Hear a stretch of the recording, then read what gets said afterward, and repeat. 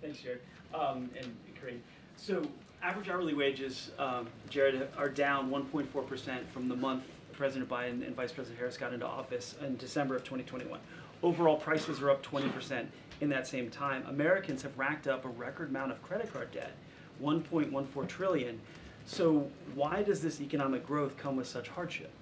So we've had this conversation before, but let's have it again.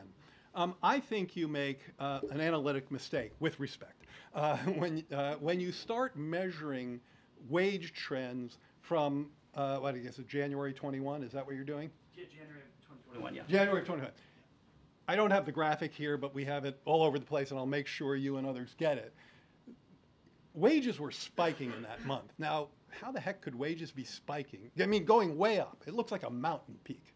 How could wages be spiking in such a lousy economic month of January 21? The reason is that that is the heart of pandemic employment displacement. Who gets displaced? Low-wage workers. So if you compare to that mountain peak, you're always going to get a decline, and so it's a distorted measure. What you want to do is compare to a period, say, before the pandemic to where we are now, and if you do that, you see wages are up, you see incomes are up, just like I stated in my comments today, and we have many of these indicators that we're happy to share with you.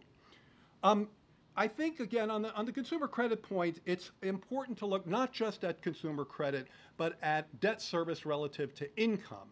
We do see incomes, as I've mentioned, incomes have been rising, real incomes have been rising at a good clip, and therefore people have been able to service their debt at levels that are historically pretty low. So look, it's something we have to watch. I do think one else thing that's happening, and that this may resonate with you a bit more, because it's again related to pandemic economics, which is its own weird beast. One of the things that we saw in the pandemic was that savings rates went also through the roof. People had what economists call excess savings, partly because they were spending less on services, right? They couldn't go out, and partly because of fiscal support. Well, those excess savings led to low-income people having more savings than they'd ever had before. Their FICO, their credit rates, their credit scores were going up because their savings were so uniquely high.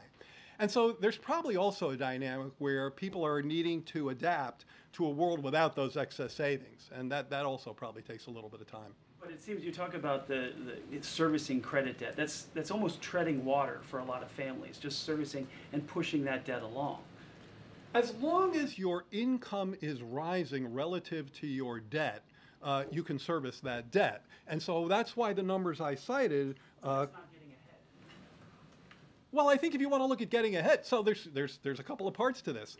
You want to be able to, you're right, you want to be able to service your debt while you're getting ahead. So that's why when I cite the fact that wages are up for workers, like over the past year, I think the increase, well, we'll know more on Friday, but over the past year, real wages are up 1.5% for middle-wage workers. If you look at low-wage workers over the course of this recovery, this is an article from the media this week, we saw, I think, growth rates of 7% over this recent period. So you can do two things. As long as you keep your debt service ratio in around historical levels, you can pay off your debt while your paycheck expands. And I think we've seen some of that.